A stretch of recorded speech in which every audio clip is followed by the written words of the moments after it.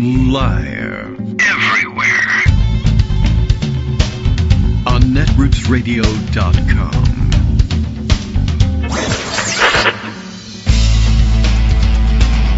David Waldman, Kagro, in the morning. Now, here's David Waldman.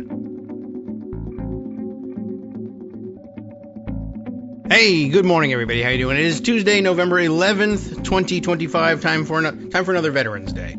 That's what time it is. It is November 11th, and so there we are. I mean, there's no getting around it. At this point, go get yourself a discount on a Chevy. If there's any Veterans Affairs services still available to you that haven't been destroyed during the recent government shutdown, well, then go and avail yourself of some of those as well. However, know that the President of the United States thinks you're a bunch of suckers and losers. I just don't want to lose sight of that. All right, so Veterans Day it is. The government shutdown not yet over exactly. Of course, we're procedural nuts here on the show, so we know that the House has yet to ratify the agreement. I guess there's no other term for it. Reached yesterday. And boy, did they get some agreement yesterday. They really, they moved very quickly. With alarming speed, I would say.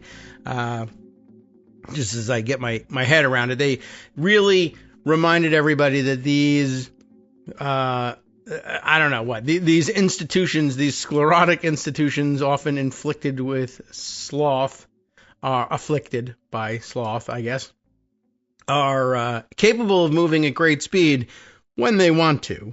And occasionally, I guess, for various reasons, they do want to. Yesterday, I think the Senate went through no fewer than 3 cloture votes in I guess, inside of a 24-hour period, beginning on Sunday night, which is really remarkable since each one of them should take 2 to 3 days just to get through the cloture parts. But not only get through all the cloture, they got through the final votes, they got through amending processes, et cetera, et cetera. So it was very clear that they wanted this thing over with. And then I guess once they decided that they would move forward with some kind of an agreement to get the government reopened, they just said, well, if we're gonna do it, let's not linger over it. Let's get the government open as quickly as possible and hand the ball back to the House immediately. If they blow it up, they blow it up. And I don't even know whether they expect them to or not. My guess is going in that the expectation is that everybody will just pass the thing, and that there might, this could be the sort of thing that brings a significant number of Democrats along with them on the vote. I don't know whether people are going to be released by the leadership to support this thing or not. It is still, I think, a bill that, with any bill, you risk losing a couple of Republicans from the majority, no matter what is the content of the bill. Almost always. Someone's always going to be unhappy, so. At any rate, all right. Playing around with the microphone here and trying to get things right at the last second. It's not working. But let me tell you about the votes that went on yesterday in the Senate, just by way of illustrating how extraordinary the speed was. On Sunday night, does it even have the time here? I don't know. I think if I open up each of the roll calls, I can get the time. But it was late, for them to be working on a Sunday. November 9th, 8:27 p.m. That was the big vote that everybody was upset about and discussing yesterday morning. Cloture on the motion to proceed to consideration of H.R. 5371. That was the House-passed bill that they sent to them in September, mid-September, I guess. Was it the last thing that they did? I guess I could look at that, too, by looking over at the House roll call votes. What was the last thing that they did to present that? I can't. Are they going to tell me what bill they were working on here? No, it really actually wasn't exactly the dead last thing, but it was near enough. When did they actually? Well, I guess it really doesn't matter. But so we'll say mid-September. They handed the thing over. And remember, do keep in mind, and if you're trying to figure out the dynamics of all this, this is the bill that Senate or House Republicans preferred to abandon Washington and never come back until the CR was almost expired, rather than actually engage in any active bargaining with the Senate. So, I mean, that's worth keeping in mind as background and explaining what people are describing, and not without justification, as the cave to the Republicans. I mean, I do think we went over this pretty extensively with Greg, and I do think it's worth, I know it's painful and it sucks to have to feel this way. And so actually somebody has encapsulated it very well, I think, on social media this morning. Perhaps we can turn to that before we turn to the other stories.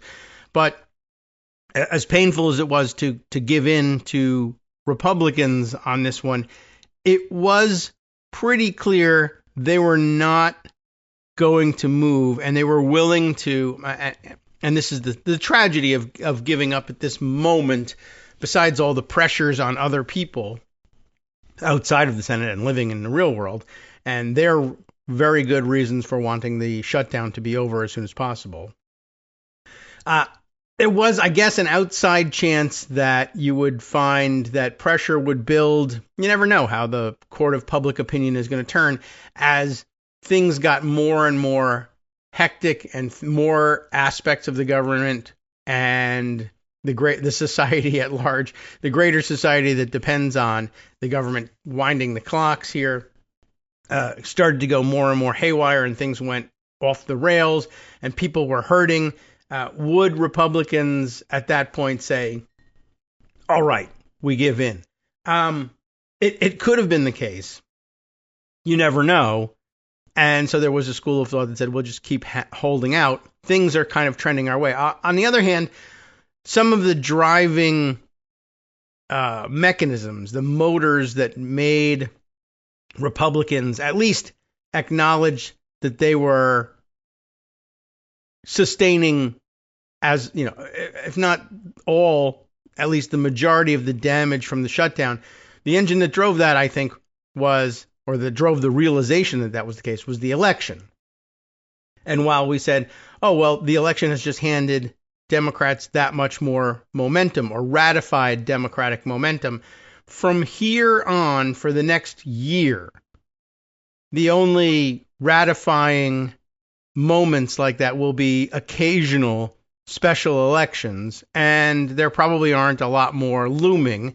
We're actually getting to the point where, since we're about a year out from the next general election, a lot of special elections that come up that would ordinarily perhaps be held within the next year are probably going to be delayed so that they coincide with the next general election in jurisdictions where that's possible. So there aren't going to be a lot of officially recognized ratification points between now and the next election.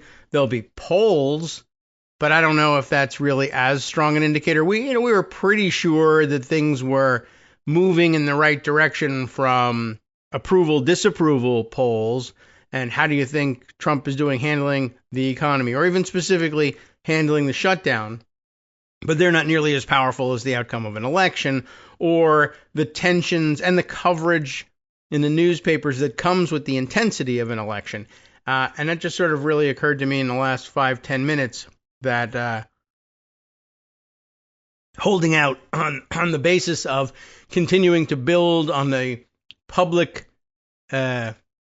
the momentum of the public perception and the change in the general feeling of who's to blame for the shutdown would lack a lot of really powerful checkpoints and metrics during the continuation of the shutdown fight. So there is that. Do I know that went into the thinking?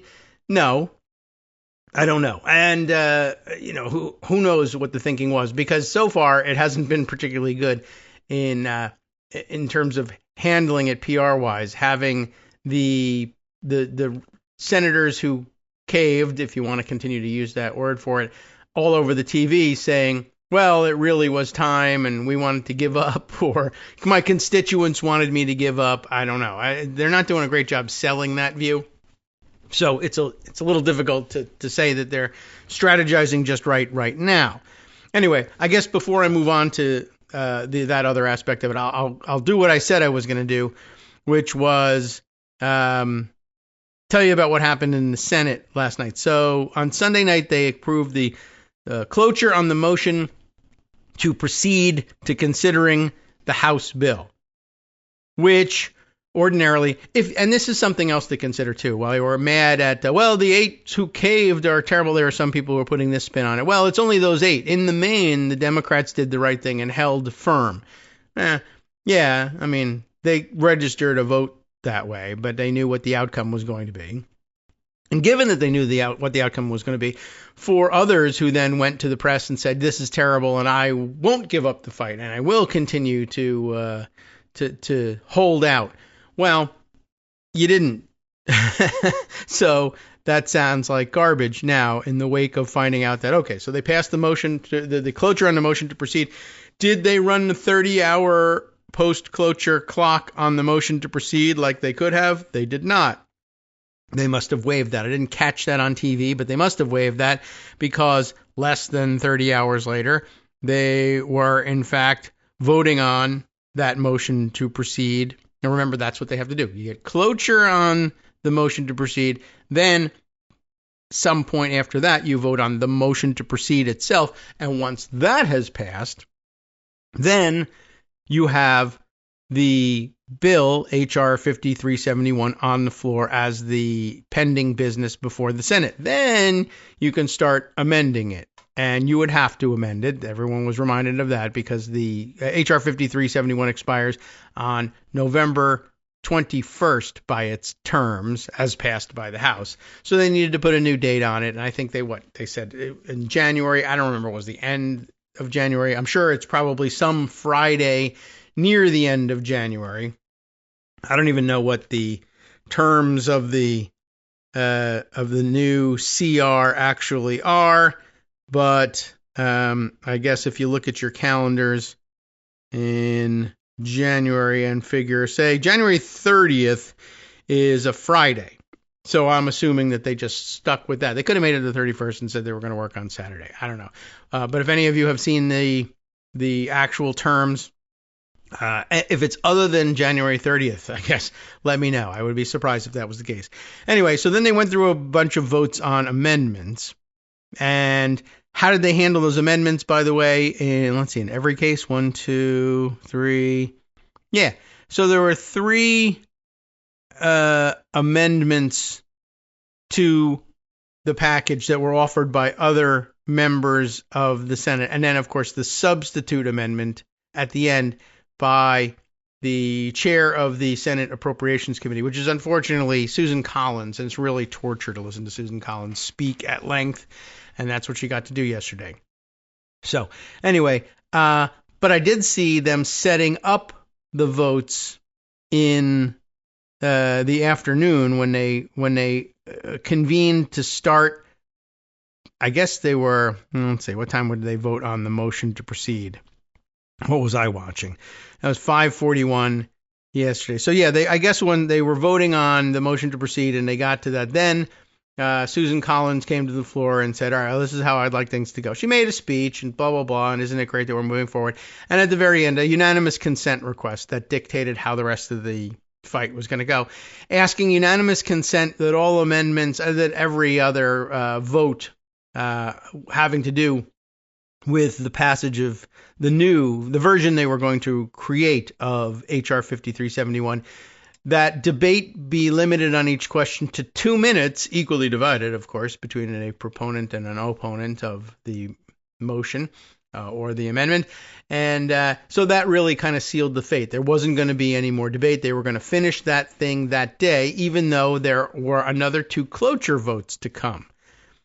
And, was there objection? There was none. Not Bernie Sanders, not Chris Murphy, not Chris Van Hollen, nobody. There was universal agreement or universal laziness, I don't know which, but essentially they had been briefed on what was going to happen. And I think the decision was made as a caucus. All right, this thing is going to happen. It should just happen right away. We just shouldn't drag it out. Now, I'm usually a proponent of dragging it out, because you never know what's going to happen in the meantime. And, I say drag things out and hope for a miracle. But, there is also the countervailing pressure of the public, who some of whom may be tuned in, most of whom are not. We're saying, I can't believe you're dragging your feet having 30 hours of post-cloture debate on nothing when the government is closed. And you say you have a package that's going to pass and reopen the government. Just do it already. And I think that was the prevailing sentiment in the caucus, or else somebody would have objected. Because, like I said, there was the cloture motion. They could have wasted another day and a half on that one. Then the motion to proceed, and they could have filibustered that as well. Not just the they already did, but they could have kept going with that and demanded the extra 30 hours. Then on all of the amendments as well, just keep debating the amendments and make them invoke cloture on each of the amendments as well. That's a possibility, but they decided not to do that one. Even so, when they voted on those amendments, by the way, and let's see, there was Tammy Baldwin had an amendment. Jeff Merkley had an amendment, and Rand Paul had an amendment. I think the Baldwin amendment was a 1-year extension on the ACA subsidies. I don't know what Merkley's amendment was offhand. I'm sure it was great. Rand Paul I heard about because it sounded like he was going to try and make some trouble, not only in the Senate, but possibly in the House as well. And it had to do with language in the bill. This is interesting. In a way, language in a bill that basically would, I don't know how he described it, but that would, and here it is, to strike a provision in the bill modifying the definition of hemp for the purposes of the Agricultural Marketing Act of 1946. In other words, states that are making moves towards decriminalizing, or in fact fully legalizing marijuana and THC and, dispensaries for THC products, et cetera, et cetera. And, it's happening all over the country. This would essentially federally undo a great deal of it and try to, from a super conservative perspective, recriminalize hemp production and marijuana production all over the country, whatever, except for the fact that somebody pointed out last night that John Fetterman, in his haste to, reopen the government and be one of the 8 cavers, voted with Republicans who were angry about legalization of marijuana in this amendment, and they didn't need his vote. And people were pointing out John Fetterman campaigned on legalization. Like, come on. And that was like one of his big points that made his candidacy viable at the time. Because there was some crossover voting and some independent voting. People were like, yeah, this finally makes some sense. I am so apathetic because of my love for marijuana, perhaps, that I never vote. But this time I will. And, anyway, so push comes to shove for a major election plank for John Fetterman, and he seems to have forgotten about that one. Anyway, I could tell you a little bit more about the situation with that amendment, but the next point I wanted to get to is all of the amendments got a vote that was about them, but it wasn't a vote on the amendment. They were always votes to table those amendments. And guess what? They lost them all. And, Merkley's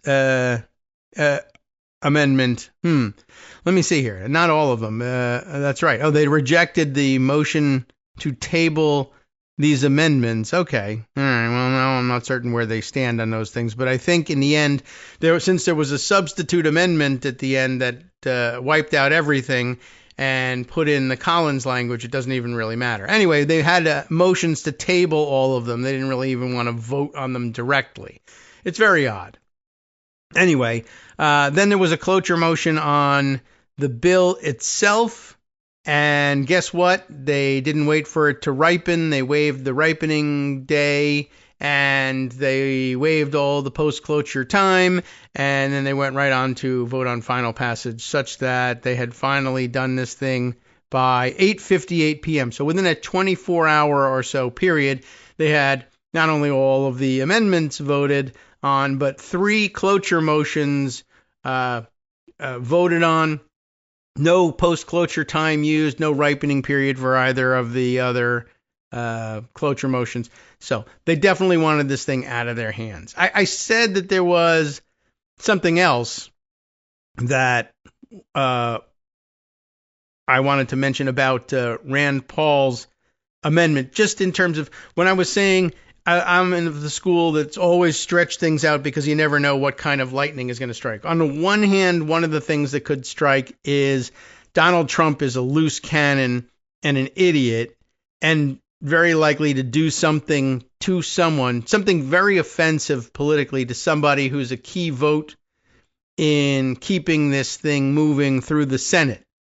And it was entirely possible if he had stretched this thing out for a week that he would have somehow just ridiculously embarrassed some of the, I mentioned yesterday, the New Hampshire delegation, or Fetterman could have been insulted to his face or something, and a vote disappears that's critical to moving the thing through the Senate. That could happen. And a delay gives you the opportunity for those things to happen. But all right, they didn't do that one. But I was saying yesterday that, with multiple procedural steps that you really had to go through, even if they really waved them through the House as quickly as possible, there were several opportunities to create gaps during which something could go wrong. And one of the things that could have potentially gone wrong, I grabbed on Blue Sky yesterday. In fact, Dave Infante, who I think is new to our list, my list of followers and mutual follows, who is describes himself as a reporter covering the beer industry, which is interesting. I like beer, and so does Justice Kavanaugh. So basically, it means I'm on the Supreme Court. So I was interested in that. But Dave had an interesting thing to say from something he picked up from Andy Harris, Maryland's only Republican member of the House, and, as he points out, THC's chief adversary there in Maryland and in the House. And this was of interest. Something he saw on Twitter. And I guess as a beer reporter, maybe you have sidelines in THC reporting. I don't know. I'm an intoxicants reporter. Anyway, Andy Harris at some point yesterday said, if Rand Paul successfully passes his amendment and strips hemp ban language out of the bill being considered in the Senate, then Andy Harris says in that case he would vote against the deal when it came to the House. Now, it won't come to that because nobody was successful in amending anything except Susan Collins. But that seems pretty interesting. That was based on his screen grab from Liz Elkind on X saying House Freedom Caucus Chair Andy Harris. And remember, he's not alone then. He's the House Freedom Caucus Chair. It's likely that he could take a couple of votes along with him. Andy Harris tells me, Liz Elkind, he, quote, would probably be a yes vote on the Senate measure to end the shutdown. But one caveat, he says, is Rand Paul pushing reversal on the bill's intoxicating hemp crackdown. If that provision is removed, I can't support the bill. That's the sort of thing that is the last minute fumble that can happen and ruin all of the work. But it only happens if you give it a chance to work. So anyway, it didn't this time. And we mentioned why it was the case. And as a matter of fact, I've had some interesting exchanges in email with other listeners with whom I've been discussing the shutdown, and our frequent Daily Kos email correspondent, SF Bay, San Francisco Bay transplant, was pointing out there are plenty of people in the Washington, D.C. area who are federal employees, or some of whom, in this case, a former federal employee whose husband, or whose spouse, I guess I should say, because I don't really remember exactly what was said in the video, is a current, I guess you could say, current federal employee, but A, furloughed, because everybody's furloughed, and B, was in fact riffed. I'm not certain whether he was riffed during the shutdown or prior to the shutdown, but she mentioned that they were fighting that in court, which, that doesn't tell me when it happened either. But they were severely disappointed in things and said, we really should have kept going and held out and fought. The thing is, I think it's a individual household by household decision when they have had enough. I certainly am well aware that there are plenty of federal employees in the area who are, in some cases, hit twice as hard because both of their salaries are dependent on the federal government being open. Sometimes not even necessarily as direct federal employees, but people whose jobs depend on the ripple effects. If federal employees aren't reporting to work, if you work in a lunch cafe downtown outside of a federal office building and the office building's closed for a month and no one's buying lunch because, it's not exactly a destination restaurant, let's say, that hurts. But if you're also losing your entire salary because, even if you're not selling BLTs, maybe the boss can still afford to pay you for a while.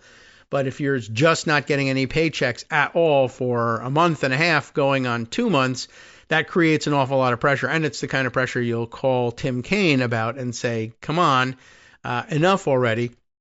You realize you're never going to win on the ACA stuff. And you might win on SNAP stuff. You might even win in court on that one. And now that you have, in fact, they didn't know that at the time, but now that you have, please just go ahead and reopen the government because people are getting panicky. If you have lost both your sources of income and there's no sign of either one of them coming back, and you might be fired or it may have been riffed along the way, and now you got legal bills possibly involved in fighting that, unless if your union is taking care of it, great. Ooh, I got the wrong music going on now. We'll have to make note of that. Dang. All right, I really just wanted the show to be over at this point, I guess. But if you've lost it all and you've got kids in college or whatever, or God forbid, any number of other major surgeries coming, or just expenses at all, you're going to start getting nervous about these things, and you're going to lean on your senators, and you're going to say, look, particularly if the agreement is there, just get it over with and get it over with quickly. Hi, everybody. It's me, David Waldman. Yes, the same guy who interrupts you all the time. Interrupting you one more time just to tell you again, another reminder that your contributions are what keep this show on the air, and Patreon.com, Patreon.com, is still among the easiest ways to make the sustaining subscription donations that keep us afloat. Are you ready for the pep talk about how our Patreon campaign is still going strong and growing? Well, too bad. Yeah, the plain fact is we actually are headed in the wrong direction, and whereas we once had about 175 monthly patrons, we're now actually down below 150. Time to recruit some more. Not exactly the kind of news I wanted to share, but there it is. For those of you in a position to support the show, Patreon.com does make it easy to make those secure, recurring monthly contributions to do so. Patreon.com/KagroX gets you straight to our donation page. We've been through a lot together. The worst of the pandemic, we hope. The worst of the insurrection, we hope. So go ahead and treat yourself. You don't need an excuse. Give yourself the gift of a little something you enjoy in life. Support the show. And of course, if you happen to prefer using PayPal or even the Square Cash app, we're up and running on those options too. So thanks again, everyone, for all your support. We couldn't, or at least shouldn't, do it without you. Hope you'll be on board soon too. Thanks for all your support.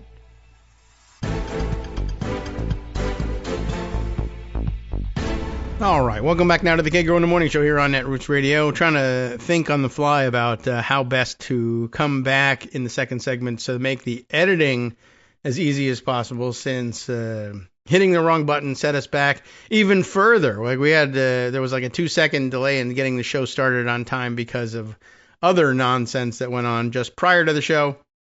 And then, I don't know, I'll lose a second or two there on that. Gonna be a nightmare of editing. But, oh well, sorry about that. Doing my best and trying to keep things on track. So, as I was saying, there are definitely federal worker families. I guess there's possibly, I know that it must be the case. I don't know any personally who not only have both parents working for the federal government, but presumably there are at least some in the neighborhood and maybe elsewhere, I'm sure all across the country, where the kids are also federal workers and living at home. I don't know if I would say that the whole household is necessarily dependent on the income of the kids working, but you could see 3 people or more in a single household losing all of their income as a result of the government shutdown. And that would start a pretty serious panic And to the extent that they're tuned into politics and the strategy of it all, probably not at all. But if they were, and you ask them and you say, what do you think about holding out for Affordable Care Act subsidies? They may very well say, look, my health care comes through the federal government employment, and I don't use the ACA exchanges for that, and I don't care, which isn't very neighborly of them, of course, but that may very well be the case. But they may also say, well, look, you're going to get your vote in December. That might be something. I don't put much stock in that, but it's possible. But more to the point, they probably just said, look, my personal situation is terrible, and I encourage you to end this thing as soon as possible. You're just never going to, I just don't think you're going to get any budging out of Republicans. You could hold them over the fire for as long as you want. They really don't care. They would rather, they're happy to see the Affordable Care Act implode upon itself. They really do think that they can come up with an alternative. It's been 15 years since the passage of the ACA, and they've come up with nothing. And all the talk right now about their alternatives is just pulling out all the old, stupid, terrible ideas where instead of spending money on subsidizing your payments to the ACA exchange health insurer that you choose, we'll just give you that in cash, and you can use it as a health savings account to go out on the market and negotiate your own rates with providers. That's not really going to work, but that seems to be their idea over and over and over again. And all the discussion about what they're going to do now seems to focus on that as well, which is really just, it was dumb 20 years ago. It was dumb 25 years ago when Newt Gingrich wanted everybody to have health savings accounts through Golden Rule Insurance Company, which is one of his major donors, and it was garbage.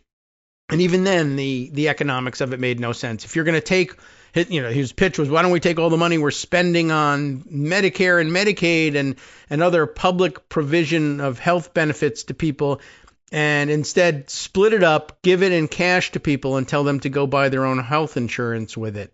And we can even, the first round of it was, and if you don't use any health coverage and you don't spend any money, you get to keep that money, which is, an economic problem and a healthcare risk pool problem all by itself. Proved that they didn't really understand. We didn't know about risk pools at the time. They hadn't explained that one to us yet until we got around to the Affordable Care Act. But even then, you could realize, well, if you're just taking all the money that you were spending and you're splitting it up and you're giving it to people and telling them to go spend it, how are you spending less on healthcare with your plan than the one we've got now? Remember, the big pitch at the time for Republicans was, we can do it for less. How can you do it for less if you're doing it for exactly the same amount of money? And people aren't getting any healthcare with it. It was a bad idea then. It's a bad idea now. I'm sure we'll discuss it more as time goes on. But, there are plenty of people in the jurisdictions of the cavers who insist that, they couldn't survive another month without any income, and with the threats that they wouldn't be getting their pay retroactively on top of it all, and the threats that they were going to be riffed, and the threats that the litigation to restore them to their jobs was going to take even more months.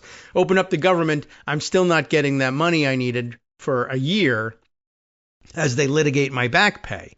I'm sure they were very anxious. Another item that I wanted to share with you, as I mentioned earlier in the show, David Perry, Lollard Fish on Blue Sky, journalist and historian, as he describes himself in his bio, and I'm sure you all know him. He's very widely followed. Had at least this to say. This would have helped clean things up a little bit in the wake of this situation. Instead of saying that this was a good strategy, he says, maybe Senate Dems should say, look, the Republicans were going to kill people by starving them to death, and because we aren't monsters, we decided to let this fight go. We'll keep fighting, but stop electing monsters, really. And I thought, well, that was generally very well received and widely shared, and it's a good starting place versus saying, well, actually, it was good, or we protected healthcare, or whatever it is. And that's just, even though you might be able to come up with a technically true explanation for it, I don't know if it was particularly convincing in the wake of this seeming loss. So I don't know. Good advice there.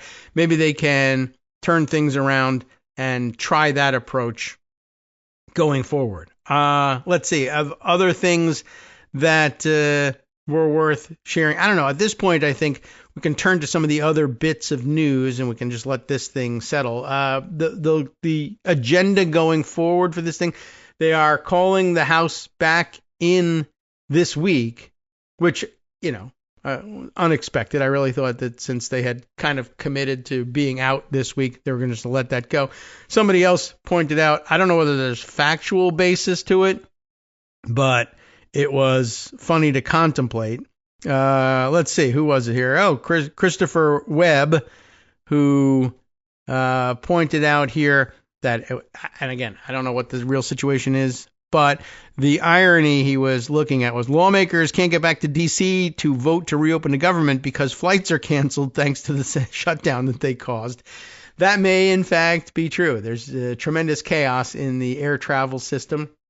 That, too, was said to be one of the pressure points for creating a movement among some of the Senate caucus to agree to this thing. I don't know how important that was for how many of them, but it's certainly the sort of thing that was intruding into the lives of people who ordinarily try their best not to pay attention to what's going on in politics. And if that was their only awareness of it, of the shutdown, you could see the possibility that maybe public opinion, maybe anti-Republican public opinion had peaked with the driving mechanism of the election, where there was incentive, there was reason for newspapers to cover the Democrats who were out there each day telling people it was the Republicans' fault, whereas now there won't be that same incentive for the newspapers. And for some reason, when that happens, they tend to quote Republicans and invite Republicans on the shows much more often than Democrats, and the nature of the message begins to change. All right. So what else can I add to the mix here? As I'm looking at a lot of the reaction stuff, I think it doesn't add a great deal to the picture at this point. In breaking news, in celebrity death breaking news, Sally Kirkland, I see, the AP now reporting Oscar-nominated actor, as we now say. They're all actors. Sally Kirkland, known for so many things, but, identified here, known for Anna and The Sting, has died at the age of, I would tell you, except that somebody else had something else to say on Blue Sky. So everything, 84 is the answer. All right. Well, I'll open up the AP's story about her so that I have that to show you. But I think you'll probably believe me. Hey, that sounds perfectly plausible. It's not April Fool's Day. 84 years of age. Entirely possible that she died. And look, I haven't verified it myself. Now, over to the other news that's in Instapaper. That's probably the better way to spend the bulk of the day at this point. Let's see. Wow. I wanted to read you something that sounded like really intriguing and interesting, although I don't know that I get past the paywall in the New Yorker or not. But there's a really disturbing, I think, profile of Laura Loomer. I say it's really disturbing because, as I said, the profile is of Laura Loomer. And that's really all there is to it. And of course, it will be illustrated by a photo, which makes it that much more disturbing. I can get past the paywall. I'm afraid to try because it estimates that it is a 40-minute read, which is incredible. But there you have it. But it sounds like it might be worth the time. Laura Loomer's Endless Payback is the name of the article. It is in the New Yorker. It appears to be Antonia Hitchens on the on this view of things, who's the author of the piece. Let me open it in the browser so I can be sure that's true. Yes, the subheader, the president's self-appointed loyalty enforcer inspires fear and vexation across Washington. What's behind her vetting crusade? And you'll recall that her latest gig has been, she uses whatever influence it happens to be that she has over the president to complain about people who have been who are either sometimes being hired by the administration or whatever, or, and says, I've found that they are not 100% loyal to Trump. There was a time when they criticized Trump, and so therefore they need to be purged from public service. Her record on Trump is not great either. But yeah, why is she such a player in all this? It sounds really interesting. And I might, despite the fear of how long it would take to read the thing, just have to dive into this at some point. But I wanted to also offer you that, as I said, Steve Vladeck, yesterday we couldn't really find the time to get into what he was writing about on the snap cases. But if I have this right, or is this his piece about it? No, this isn't his thorough explanation of it. But there we are. He did spend a great deal of time, and I thought he made available outside of the subscription model his analysis of what had happened in that case. There we are. Is it this one here? In which he entitles SNAP, S-N-A-P, of course, being an acronym, S-N-A-P WTF, which only makes sense if you read it as an acronym. If you say SNAP, WTF, it's not as interesting.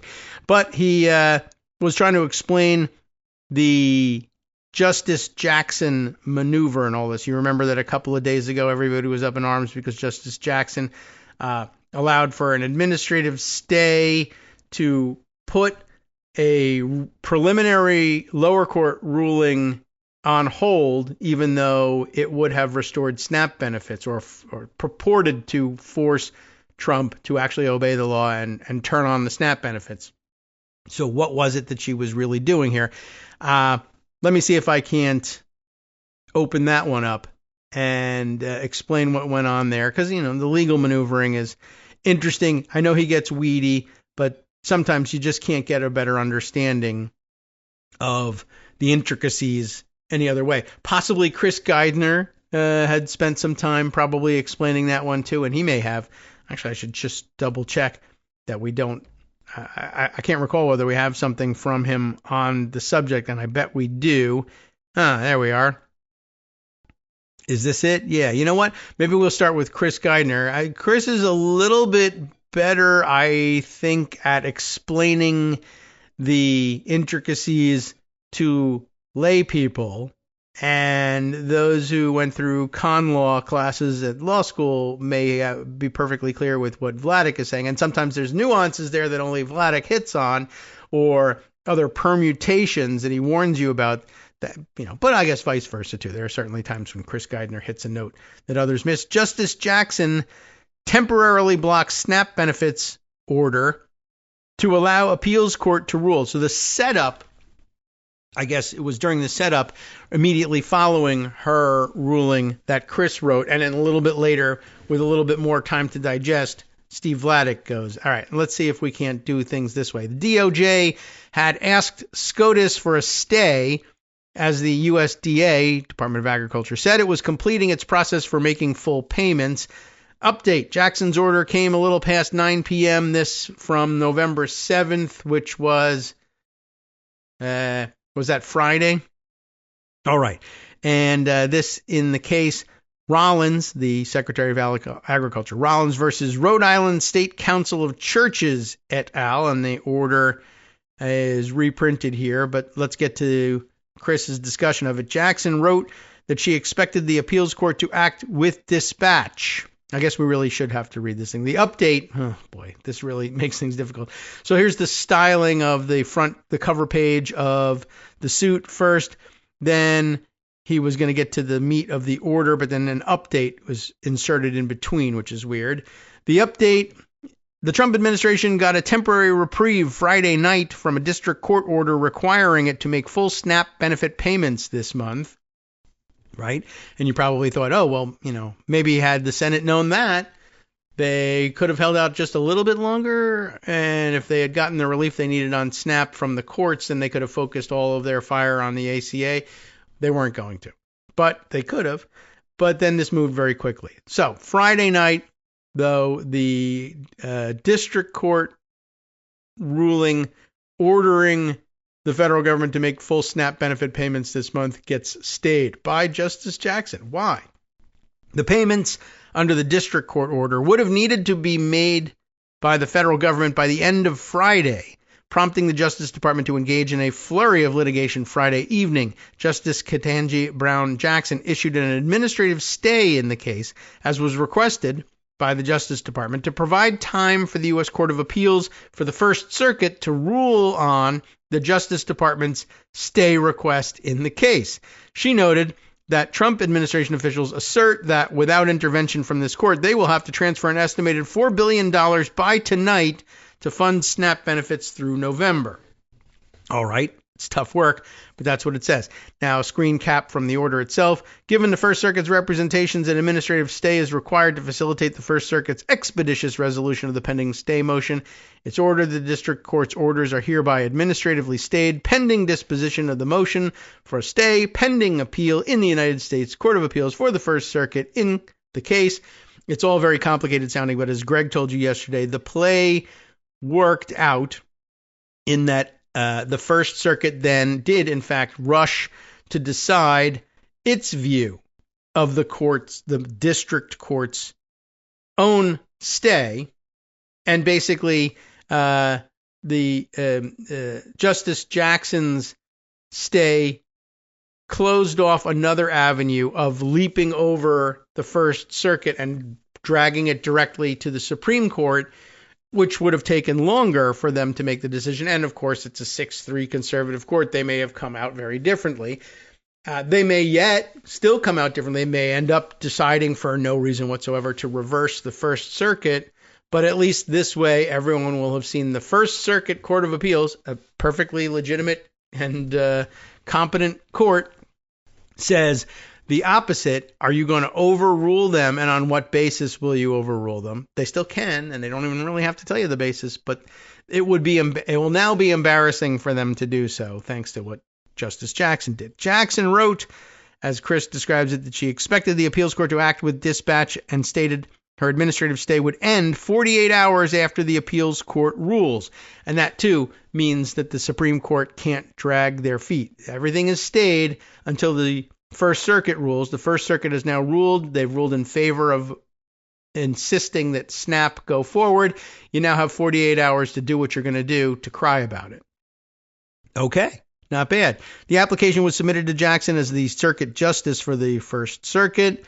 While it's hard to know what Jackson's thinking was in issuing the order, this was on Friday, it is possible that the rush of the litigation and the cost involved led her to want to just give a pause to let the process work its way through.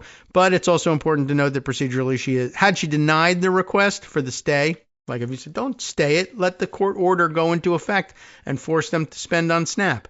Had she done that, the Justice Department could have gone to another justice. They don't have to go to Justice Jackson first. So they go to Alito and ask the same question. And guess what? He says, all right, here's your stay. And I'm not going to put a 48-hour time limit on it once the stay expires either. Finally, and perhaps most importantly, by issuing the order herself, she was able to set the limits. And that's exactly what we get out of it. All right. So again, the setup at this point, Friday evening, the Justice Department goes to the Supreme Court and tries to stop a district court order requiring the Trump administration to pay out full SNAP benefits. Although the USDA official stated on Friday that it's working towards complying with the district court's orders that full payments for the month be made by Friday, and the USDA would be completing the process necessary to do so later today, the Justice Department, their continued effort to get a stay suggests that the USDA would still stop completing those processes if it can get a stay. At the Supreme Court, Solicitor General John Sauer told the justices, given the imminent irreparable harms posed by these orders, which will require the government to transfer an estimated $4 billion by tonight, the Solicitor General respectfully requests an immediate administrative stay of the orders pending the resolution of this application by no later than 9:30 p.m. this evening. All of this as more than 40 million people entitled to SNAP benefits wait to see what their state, the Trump administration, and now the Supreme Court will do about their food benefits this month.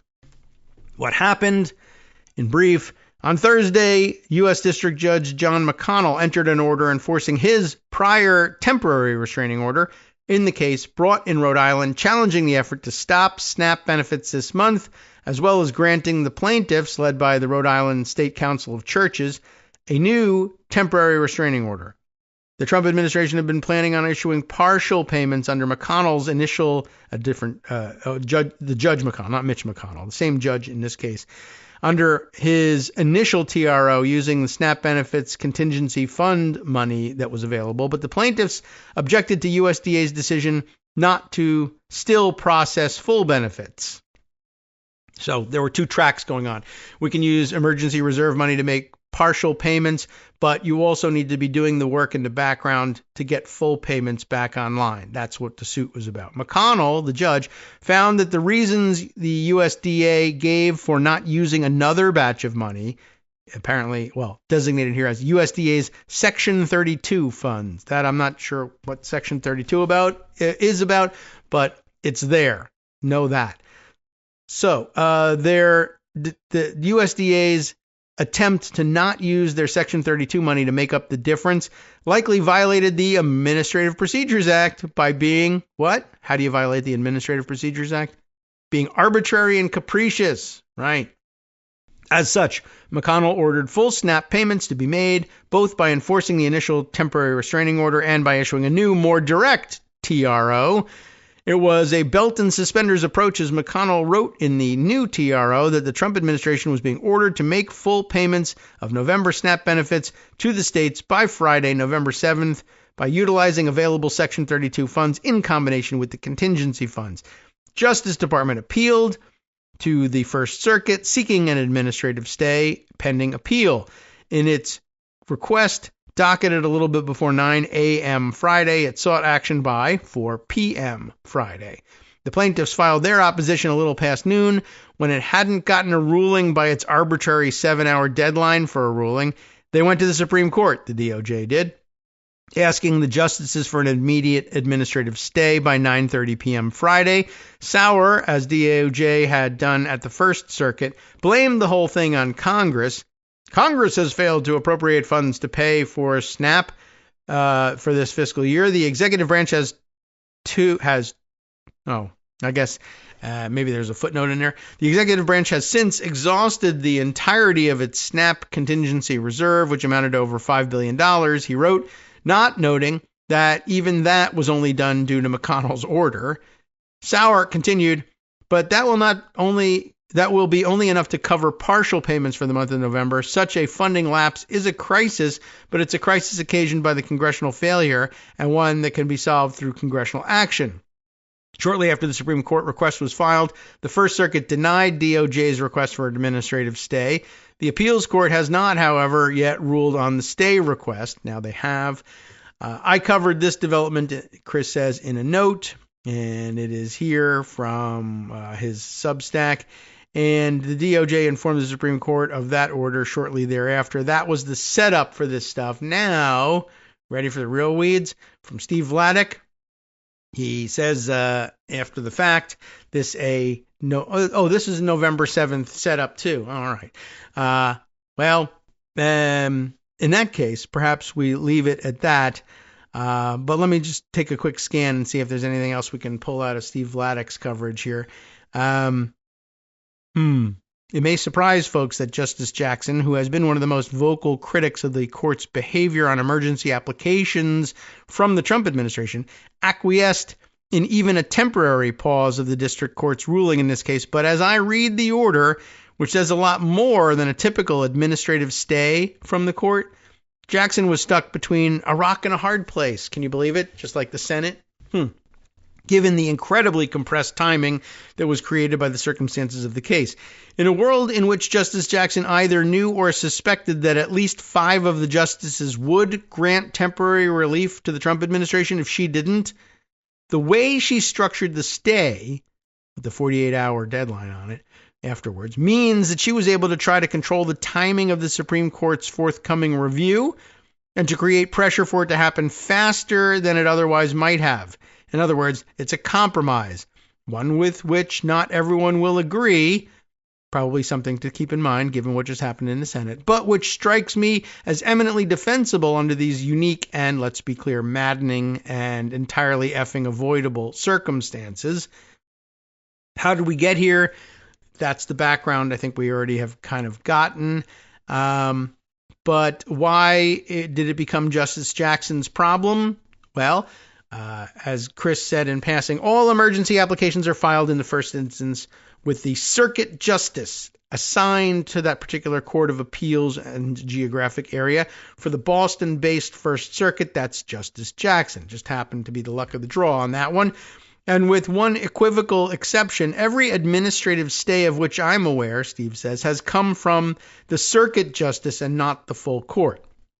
Thus, the onus was on Justice Jackson to either enter the administrative stay herself or risk being overruled by the full court. The parallel there, right, what Greg was mentioning yesterday, basically the onus was on Senate Democrats, whether just those 8 or all of them, either acquiesce at some point and take the fact that the courts were backing them up on SNAP and get some SNAP benefits paid so that people aren't starving pending the resolution of the rest of this crisis, or hold out and see possibly the filibuster eliminated, even if not in general. They probably could have, and they probably would have, come back with a limited nuclear option, the Republicans, to say, well, we can invoke cloture with a simple majority on questions to proceed to something to end the government shutdown. That kind of emergency warrants the use of the nuclear option, and it's not a general adoption of the nuclear option and the elimination of the filibuster for everything. Though they could have gone there too and then said also we're going to have a federal abortion ban. That was something else people were worried about.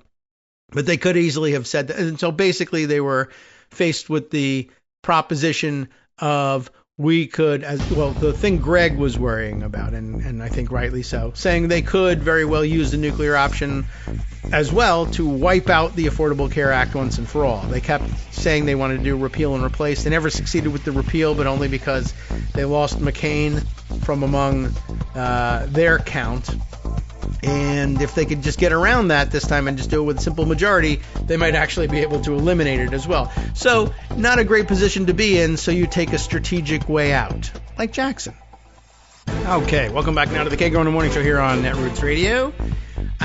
Okay, so does everybody understand what I kind of, we got off on a tangent there, but because Steve Vladeck was describing Justice Jackson's position as being between a rock and a hard place. It's a similar situation for some of the Senate Democrats who no doubt said we could continue to hold out for a while longer. But one, as we were discussing earlier in the show, it's possible they were thinking the number of pressure points and checkpoints along the way in keeping and improving our, running up the score and public opinion in blaming the shutdown on Republicans. There are fewer checkpoints on the near horizon than there used to be, and people will be starving in the meantime.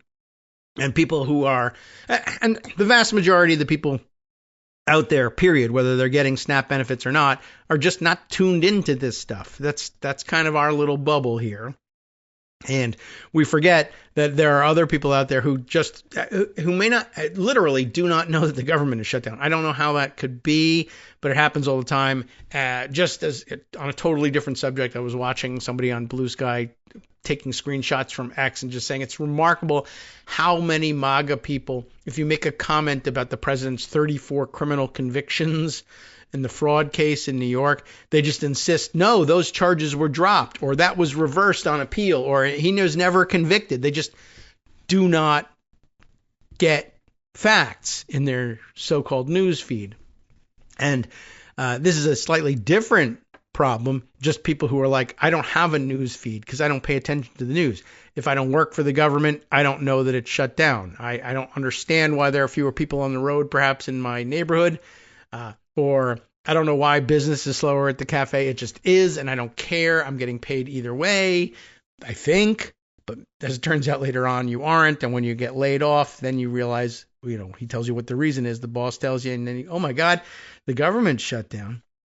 I mean, that's the reality day to day for most people. They don't get it. And if they do get that the government is shut down, whose fault it is depends on what news channel they have.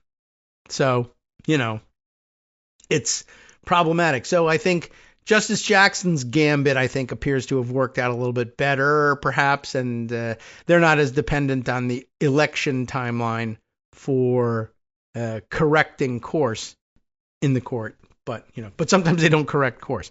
So back to why what Steve Vladeck was saying. The reason it fell to Justice Jackson, just because the case happened to have been brought inside the First Circuit, and that's her circuit. She's the justice for the First Circuit. If they're going to have some sort of emergency request like that, it's going to go to her first.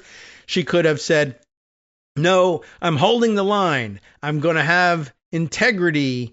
I campaigned on, we're going to force Snap to be paid regardless, and I can either decide, nope, you got to pay, or I can say, no, we'll pause, and then, P.S., control the terms of the pause.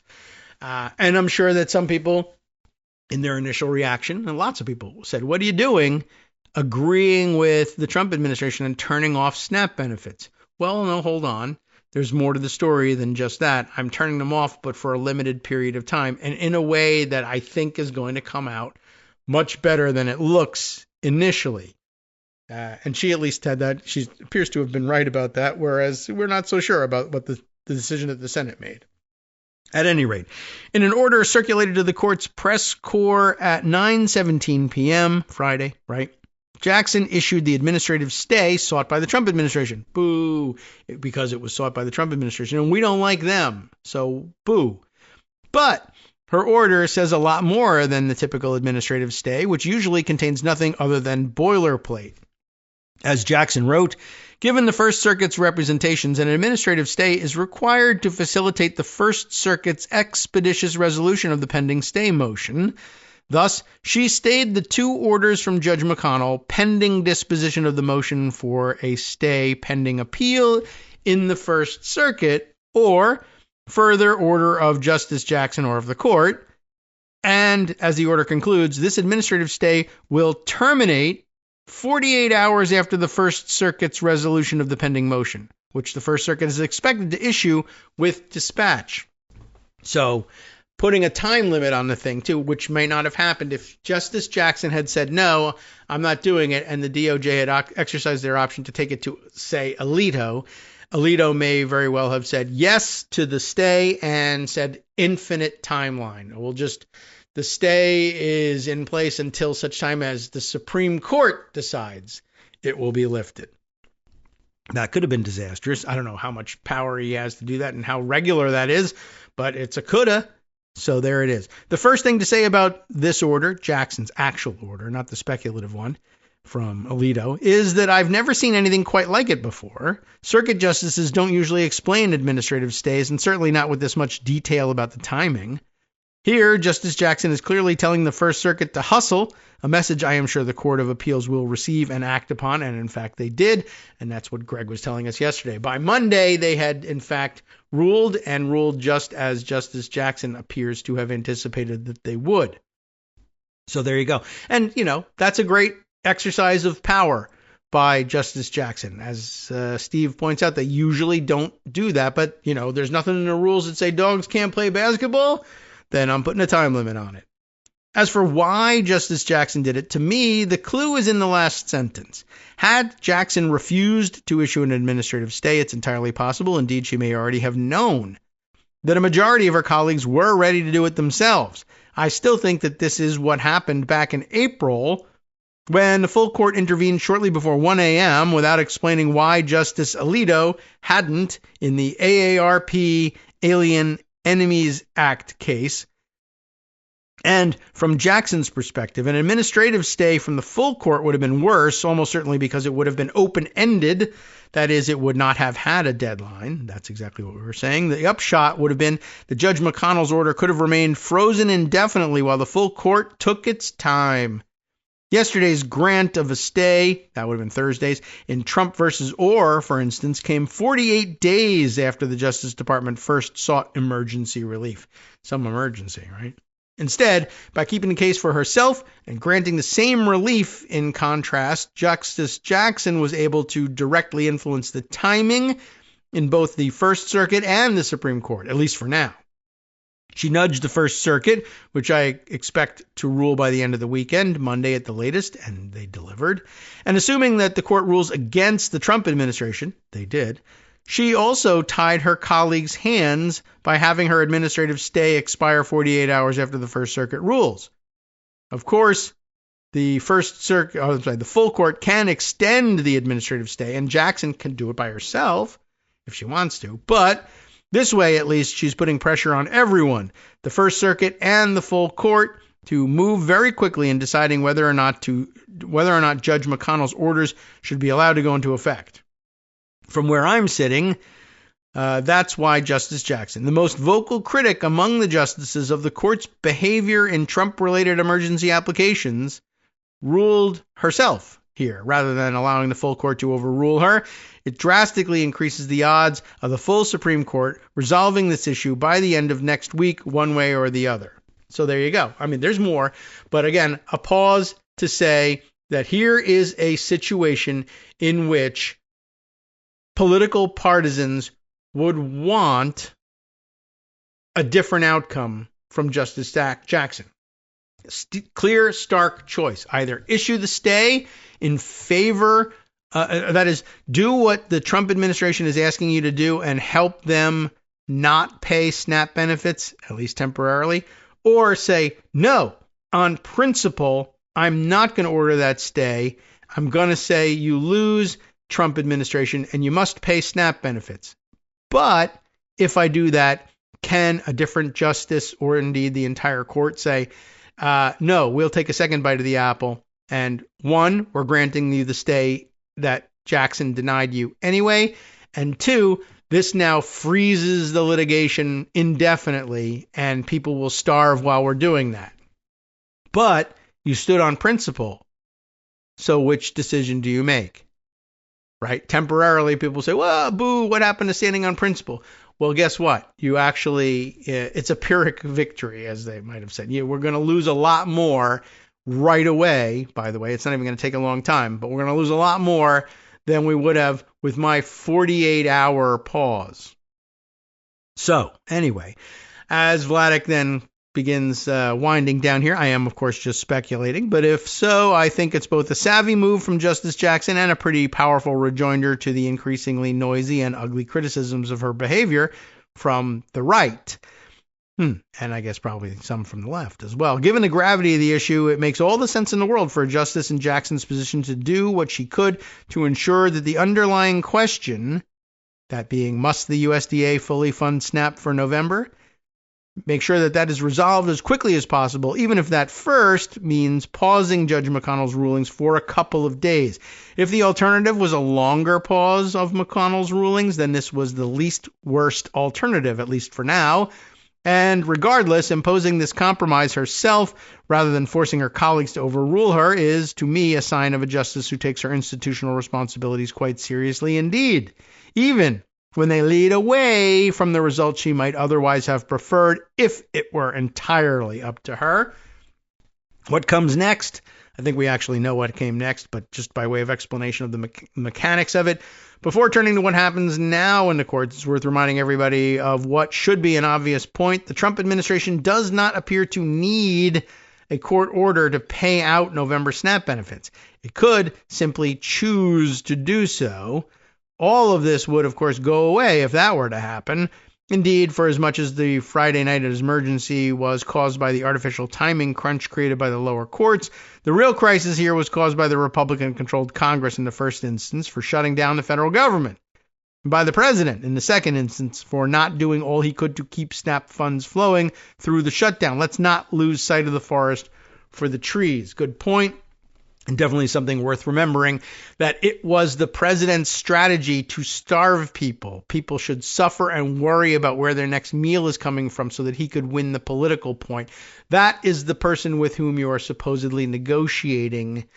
It's a good reason not to believe that you're ever going to get what you think you're getting out of it, like eventually having a vote on the ACA funds or something like that. He and other Republicans may renege on that. That has to be kept in mind.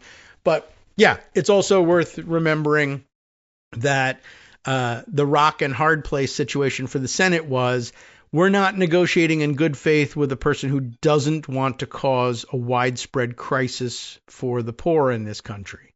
He wants that to happen. So it's probable that it will. So we really have to negotiate with that in mind. But assuming that we won't see that kind of beneficence, that is to say, the federal government deciding, well, we can decide on our own to fund SNAP, assuming that won't happen from Trump or we won't also see any institutional responsibility from Congress. All eyes will shift back to the First Circuit, from which I'd expect a ruling on the stay pending appeal as early as Saturday, but certainly by Monday or Tuesday. At that point, especially if the First Circuit refuses to issue a stay pending more appeals, the Justice Department will surely go right back to the Supreme Court, which will have 48 hours to either rule on a stay pending appeal or at the very least to extend Justice Jackson's administrative stay. All of this, of course, is no way to run a railroad. We should be doing so. By the way, does everybody catch that? I mean, I don't want to stop on that section without pointing out that the Supreme Court, I guess, Greg mentioned when the clock started, and they may have some time yet today. And who knows? I haven't checked the news on this, but I imagine they'll wait until the very last minute. But could the court then come back and say, SNAP's frozen again, at least pending our discussion of the First Circuit's ruling here in the Supreme Court at some juncture? How long? Don't know. Could they still do that? I think they can. But and I guess that's why he says all of this is no way to run a railroad. We should be doing everything we possibly can to feed those who can't afford to do so themselves. That's a value judgment. People who have values say yes. People who don't say, let's have Gatsby parties instead. And the fact that this is even a matter of debate is an incredibly dispiriting sign of the times. But as someone who thinks President Trump is already breaking various laws in how he's spending money during the government shutdown, including, for instance, paying the troops, and he has to do that because otherwise they might just capture Kristi Noem and Marco Rubio at the gate, the bases that they live on, instead of actually guarding them, among other things. Well, all of that given, I think the legal issues presented in this case are sufficiently complicated so as to justify appellate judges and Supreme Court justices taking at least time enough to get their heads around the relevant facts and legal authorities. It may be that by this time next week, the end of this week now, the full court will have granted a stay pending appeal in ways that might be worthy of critique. But I, for one, find Justice Jackson's behavior Friday night entirely understandable and defensible, even if I wish like hell it hadn't come to this. There you go. Got it? I think that actually explained it well, and I think they worked pretty well in tandem, Geithner and Vladeck. And I know, by the time you absorb all of this, the nature of the case will have changed. But this way, when we go through this exercise next time, you'll understand it ahead of time instead. Just as people came to understand, once you've explained the intricacies of the nuclear option once or twice or 10 times or over the course of 15 years or whatever, people come to understand it next time it comes around and you don't have to re-explain it. It's always worth doing. Okay. I think that's probably quite enough on the SNAP front. Let me add this little bit of information, which I thought was of some interest, even though it came from Politico. Just color commentary about a number of things and touching on a number of issues that we've discussed in the past, including the Trump believes whatever was the last thing he heard from somebody issue, and the weird relationship he's got with Bill Pulte and the weird control Pulte has over issues that are not in his purview in the Federal Housing Finance Agency, like pressing charges against Trump enemies lists, but creating ways to do that by pretending that he has information about mortgage fraud on all of them. What else is he meddling in? This is interesting. So when did this come out? Was it just yesterday? Yeah. Ready for this headline in Politico? Sold POTUS a bill of goods. That's enclosed in quotes. What happened here? Sold POTUS a bill of goods, White House furious with Pulte over, did you even hear this one over the weekend? 50-year mortgage. What do you mean? I don't even know for sure. But the White House was blindsided by the idea. Somebody somewhere along the line, it was Pulte, essentially handed information and papers to Trump, possibly at Pervalago, that said something along the lines of, I guess, proposing that the standard lending period for mortgages be extended, and maybe it requires some sort of federal regulatory change, that people be sold 50-year mortgages instead of 30-year mortgages, I guess as a way of lowering the monthly, month-to-month payment on these things. But, keeping in mind, and I think if you understand the dynamics of mortgages, you recognize right away, hey, Pulte comes from the Pulte home building family, and they make their fortune selling homes to people and very often originating those first mortgages. And stretching things out so you're paying over 50 months does in fact lower your payment, but in fact increases the amount of interest you're paying. And basically it's that much more lucrative to the mortgage lenders. Even though it lowers your monthly payment, you're paying more over time. It's actually a horrible deal, and you basically end up being, attached to the property and forced to pay for it over an additional 20 years. Is it a good idea? Probably not. Who wants to do it? I guess mortgage lenders and home builders. What is Pulte? He's one of those. The White House is like, why did you hand him this stupid thing without it being vetted and get him to announce it? And it's like, well, you're really mad with yourself. You work for an idiot president. That's your real problem here. But in the meantime, sure, blame me. But that's what's happening.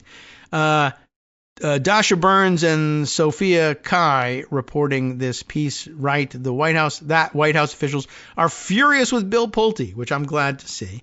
The Federal Housing Finance Agency director who talked the president into suggesting a 50-year mortgage plan. Here, just announce this. All right, I will. Checks with no one. The White House was blindsided by the idea, according to two people familiar with the situation, granted anonymity to discuss internal thinking, and is now dealing with a furious backlash from conservative allies, business leaders, and lawmakers. On Saturday evening, Pulte arrived at Trump's Pervo Club, where, with a roughly 3x5 poster board in hand. Can't resist a poster, right? A graphic of former President, and by the way, it's just a dumb graphic. Check this out. So he's got this poster, and based on one piece of material, he gets the president to say, I'm upending the whole mortgage industry. Oh, what? That's a bad idea? I didn't know. So must have been super convincing what was on that poster, right? What was there? A graphic of former President Franklin Roosevelt appeared below the words 30-year mortgage. And one of Trump appeared below 50-year mortgage. The headline was Great American Presidents. And so what's the message? All right, well, I guess they're saying that maybe whatever federal regulatory adjustments had to be made in order to allow for 30-year mortgages, which probably at the time likewise was, well, you're lowering the payments, but you're costing people more money. But they must have said at that point, for whatever reason, given the prevailing economic conditions, that will work better. Let's make more people homeowners. And I'm sure that the thinking was, well, if we extend it to 50, even more people could become homeowners. But could they really, and would they ever really own their homes? And I'm sure they had some debate over the 30-year horizon at the time. But anyway, the point really was, well, we now have 30-year mortgages, and that's associated with Franklin Roosevelt. But what about if we had a 50? And it was you. And it was great. Well, it isn't great. But what if we said it was great? And we took this guy who is a titan of American history and put him next to you, the idiot, and said, great American presidents. And apparently that is enough? What's the policy? How does it work? What's the upside? What's the downside? What, on balance, how's that going to work? Is it good for anybody? Is it good for the economy in general? None of that is presented. It's a poster that has 1, 2, 3, 4, 5, 6, 7, 8, 9 words on it. And 2 of them are year, and 2 of them are mortgage, and 2 of them are numbers. That's all there is. The argument is 30, 50, great. Roughly 10 minutes later, Trump posted the image to Truth Social, according to one of the people familiar who was with the president at the time. Why didn't you tackle him then? Almost immediately, aides were fielding angry phone calls from those who thought the idea, which would endorse a 50-year payback period for a mortgage, was both bad politics and bad policy, a move that could raise housing costs in the long run, the person said. He just sold POTUS a bill of goods that wasn't necessarily accurate. Oh, no, this person said. He said, FDR did it. You can do it. It's going to be a big thing. But he didn't tell him about all the unintended consequences. Well, of course he didn't. It was a way for him to enrich himself, so long as nobody found out the unintended consequences, or in fact, the intended consequences. The episode underscores the haphazard ways consequential policies are sometimes brought before the president. Always brought before the president. They're always brought that way. Everyone knows that you just have to, be the last one heard, and you can, it's like rubbing the magic lamp. You get 3 wishes, right? Well, I wish there was 50-year mortgages. Poof.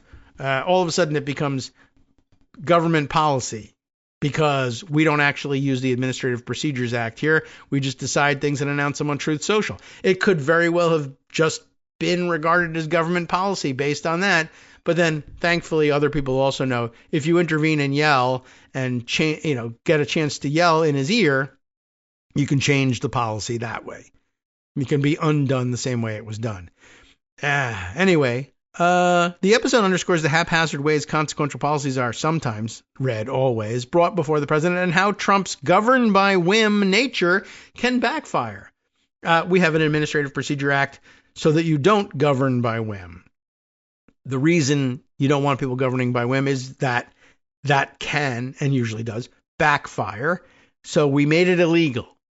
So the bigger issue here is, hey, it's weird that Trump's governed by whim nature is in fact illegal. It's not weird. It makes a lot of sense. There's good reason that it's illegal. But, that's Politico. Well, sometimes governed by whim is okay, right? No.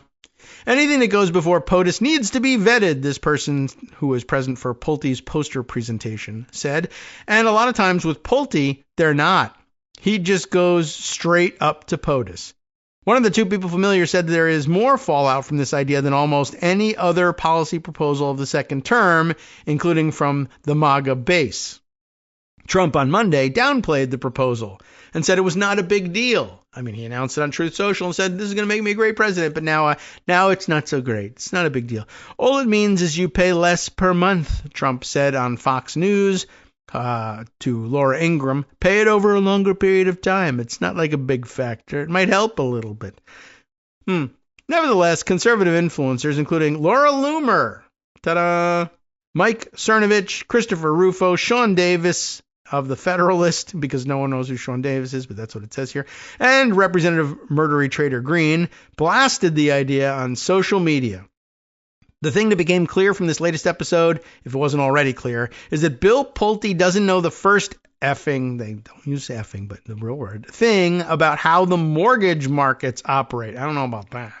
One of the 2 people said, after publicly humiliating the president with this moronic 50-year mortgage plan, it's safe to assume that his days are numbered. I don't know if anything's safe about that. I think it's ridiculous to say, well, Bill Pulte, out of the 2 of us, doesn't know how the mortgage market works. Yes, he does. He knows he'll make much more money out of it. What he's hoping is that you don't understand how the mortgage market works, and you won't understand in the same way that Trump himself almost did evidence that he doesn't understand. All it means is you pay a little, for a longer period of time, which if you're used to defaulting on things that you don't like, isn't even a problem. It's Trump that doesn't understand how the mortgage market works. A slew of experts also panned the idea, none of those guys being experts, it would lead to buyers building equity in their homes more slowly. At the beginning of the mortgage, more of those payments tend to be interest. What's this name? Gennady Goldberg. It's Gennadiy. Holy mackerel. I've not seen that one. Anyway, head of U.S. rates strategy at TD Securities is who said this. This is more of a stopgap Band-Aid to address affordability. On Monday, Pulte seemed to acknowledge the criticism, posting that a 50-year mortgage is just one piece of a wide arsenal of solutions that the Trump administration is developing. He also mentioned other ideas, including portable mortgages, which can transfer to a new property, and assumable mortgages, which of course we already have. You can assume someone else's mortgage if you arrange for it, which can be transferred to a property's new buyer. White House spokesperson Davis Ingle, I don't know that person, said Trump is committed to making it easier and more affordable. The White House and the entire Trump administration are appreciative of Mr. Pulte's efforts. They're really not. An FHFA spokesperson told Politico that the inflation under former President Biden is what destroyed the housing market, not us. Sup, fam? It's your boy Darwin, aka Darwin_Darko, aka the most reasonable man in America, aka KITM's senior black correspondent. You might remember me from such recordings as Spacemen vs. Space Cadets and We Need to Talk About Joe Biden. Today, I want to bring you good news about that thing you've been struggling with. Do you suffer from giving too much of a damn? Do you turn on the series of tubes and find yourself outraged at the particular way some news organization strung some sentences together only to realize, nope, this is not some fictional hellscape? Well, guess what? You no longer have to accept the life of giving too much of a damn. You can do something about it, because even you, yes you, can be a show contributor. Now I know what you're thinking. Hey, Mr. Most Reasonable Man in America, I'm not some professional podcast talking guy. Don't worry about it. Do you have a smartphone or some other electronic recording device? Well, that's all you need. You too can have a segment where you can read us an important article and give us your take. Read one of your own original essays, or even just give us your commentary on something you'd like to share that's important to you. Fair warning though, side effects may include general punditry, having opinions and hot takes, getting stuff off your chest, and hearing your own voice. If your recording lasts longer than 5 to 7 minutes, please consult kagrox@gmail.com. That's KAGROX@gmail.com. All right, welcome back now to the Kagro in the Morning Show here on Netroots Radio. Let's continue.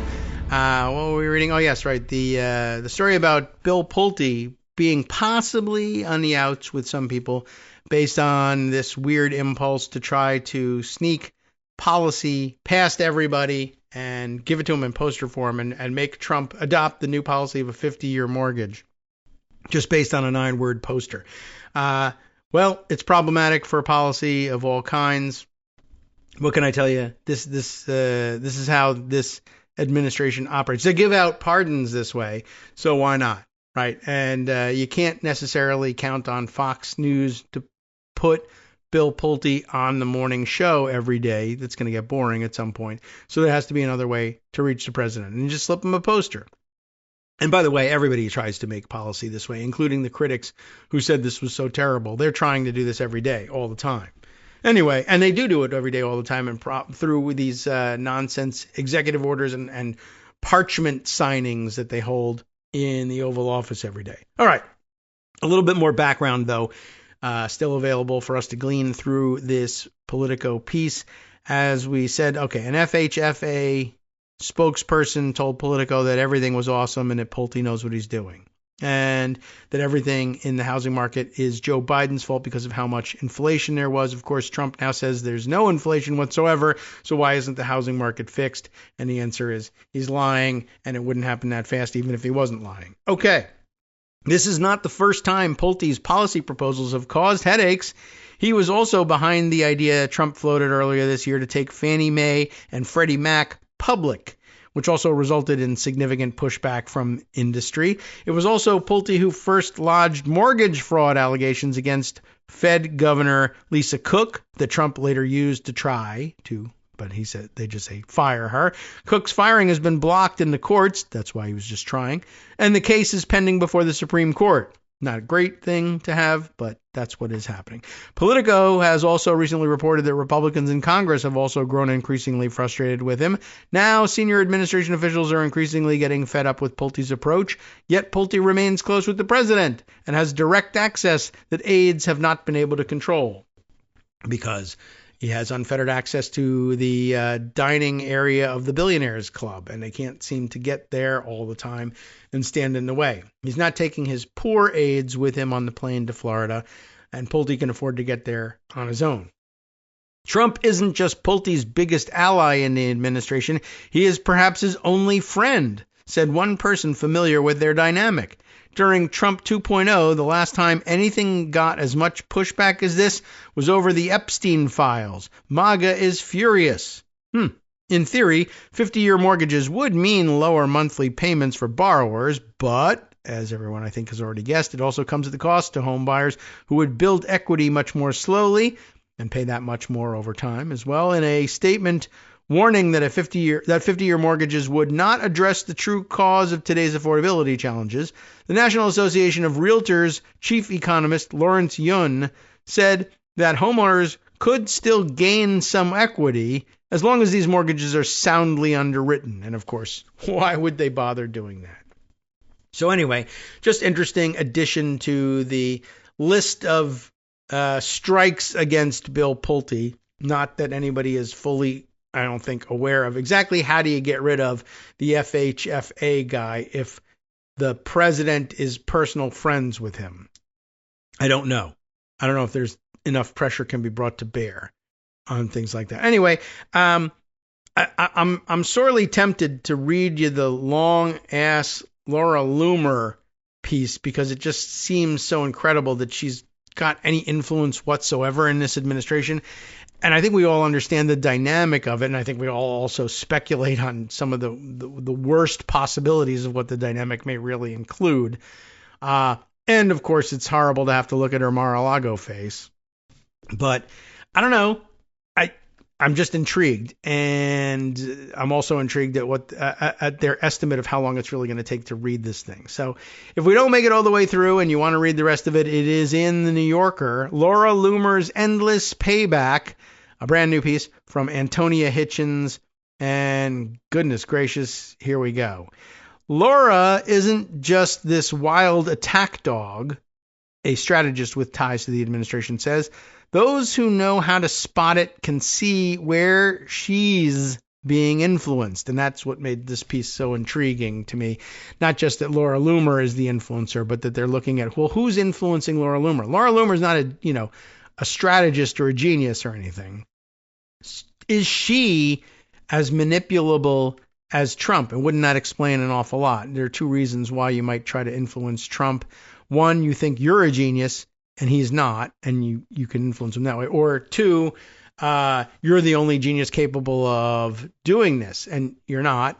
Or your insights are just such amazing genius that you have to share them with the president. Or if not that, someone is either paying you or otherwise influencing you to use your uncanny ability to make the president do things, which isn't an uncanny ability. It's just an understanding of the fact that he'll do whatever the last person says you should do. And you just have to, the key skill is, can I be that last person? And she appears to have that, however it comes about. All right.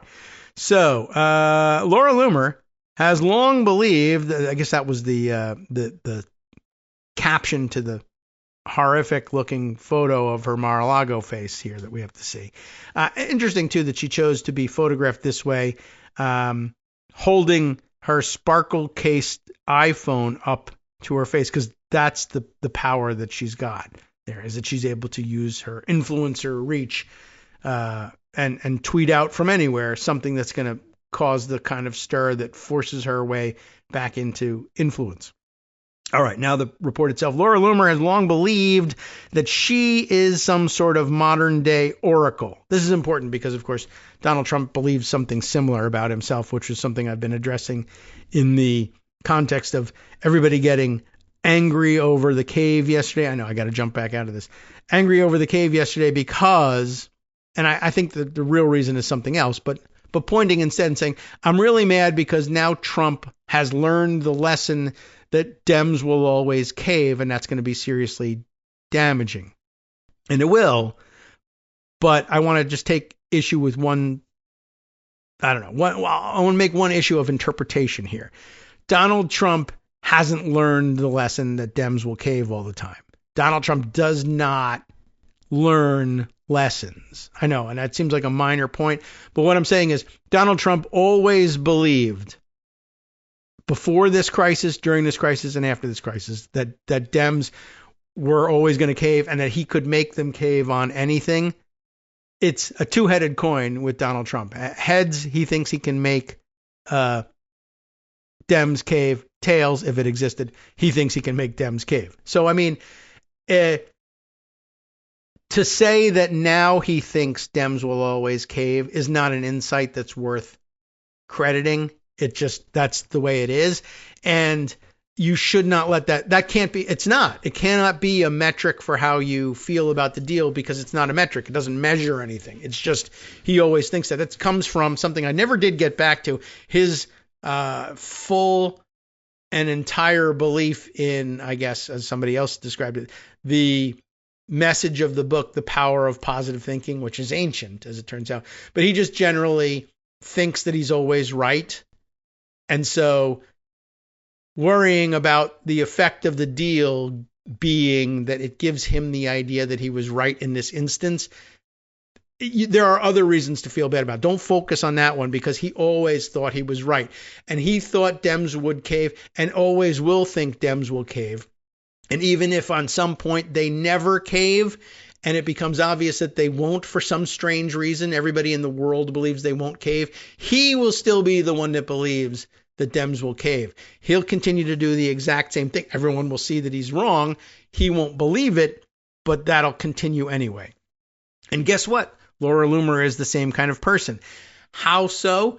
She thinks she's a singular genius and that she's an oracle. And I think they mean that in the literal sense here. Laura Loomer has long believed that she's some sort of modern day oracle. For years, she would scream in public places, trying to get people to listen to what she knew. Usually, they would send in security to remove her. One afternoon in 2018, for instance, she was crying in a bathroom at the U.S. Capitol. Sure, why not? Why was she crying? After being hustled out of a hearing room where she had interrupted the meeting of the House Energy and Commerce Committee. And remember, she's a random wackadoodle at this point. She interrupts a House Energy and Commerce Committee meeting to warn its members about a conspiracy to steal the 2020 election from Donald Trump. Her dress had ripped in the scuffle, and her underwear was now showing. Like Cassandra, the Trojan priestess of Apollo in Greek mythology, who was cursed to utter true prophecies, I have been given the gift of prophecy, she later wrote. Cuckoo, where's my, I know I have this. Yeah, there we go. By the way, I think I hear some water dripping in the background that's going to drive me cuckoo as well. I mean, hopefully you can't hear it. But that's it. She really believes I've been given the gift of prophecy, but I am a prophet of doom whose warnings of disaster are condemned and ignored, which actually is the story of Cassandra. So, okay, we get it. As Loomer saw it, civil disobedience was the only tool she had left to save Western civilization from the menaces of all the things she doesn't like. Immigration, Antifa, feminism, liberalism, Islamic terrorism, the Chinese, wokeness, you name it, right? She had already been kicked off most mainstream social media platforms for things like hateful conduct and being a dangerous individual. She took to carrying a bullhorn around and contemplated driving her car off a cliff. No comment. In 2020, she ran for Congress in the Florida district that included Pervalago, by the way, but she couldn't make a candidate Facebook account or use PayPal to raise money. That was a good strategy against her. Her Democratic opponent refused to say her name, instead referring to her as a woman with the darkest heart she had ever known. Loomer lost the election by 20 points. She descended even further into what she calls her oblette. Am I even pronouncing that correctly? Increasingly, she had the sense that she was taking part in an ongoing conversation with Trump, almost like a shared inner monologue. I don't want to say, oh, President Trump is me, or I see myself in Trump. But I do. I do, she told me recently. Every time I listen to him speak, I feel like I'm listening to myself speak to myself. Does that make sense? Does that make sense, everybody? It does in the sense okay, well, that's why we had you involuntarily committed or put you on antipsychotic drugs. But other sense than that, no. But this is, you should hear this about this person. This is who's actually influencing him. We were at a memorial service for Charlie Kirk, the right-wing activist, at a football stadium in Glendale, Arizona. Kirk, who founded the youth organization Turning Point USA, had just been assassinated, as you know, while speaking at a campus event in Utah. The service, which was attended by nearly 100,000 mourners, is that right, began with 3 hours of live Christian rock. Oh, goodness. A man dragged a large wooden cross around the arena. Not going over the top there, are you? Babies wore noise-canceling headphones while their parents swayed to the music. Loomer, who is 32, casts herself as the president's chief loyalty enforcer. She lives her life largely online. Her Twitter account was reinstated in 2022 after Elon Musk, thanks a lot, purchased the company, where she posts long threads questioning the credentials and allegiances of pretty much everybody else in the world, so that she has more influence, of Trump administration officials, among other suspects. It's always a bit disorienting to see her in person. She is slight and fairly sedate. At the memorial service, she wore a blue blouse, black slacks, and white loafers. Okay, since they tried killing Trump, I try not to go to events, she said. I've just been hiding in my hotel room, as opposed to a home. Anyway, for 20 hours a day, from about 5 a.m. to 1 a.m., Loomer releases torrents of accusations and invective, an infinite scroll of alleged misdeeds and nefarious connections. She writes with the urgency of an Amber Alert, or of an incensed traveler tweeting at United Airlines in the middle of a flight delay. For instance, new anti-Trump Islamist Pakistani immigrant State Department employee who attacked Trump's Islamic travel ban and advocated for Islamic foot washing stations at the State Department is still employed at the U.S. State Department under Trump's administration. She just deleted her LinkedIn. I guess a real example. Though many of Loomer's posts read like empty threats being pushed out into the void, they often reach more than 1 million people.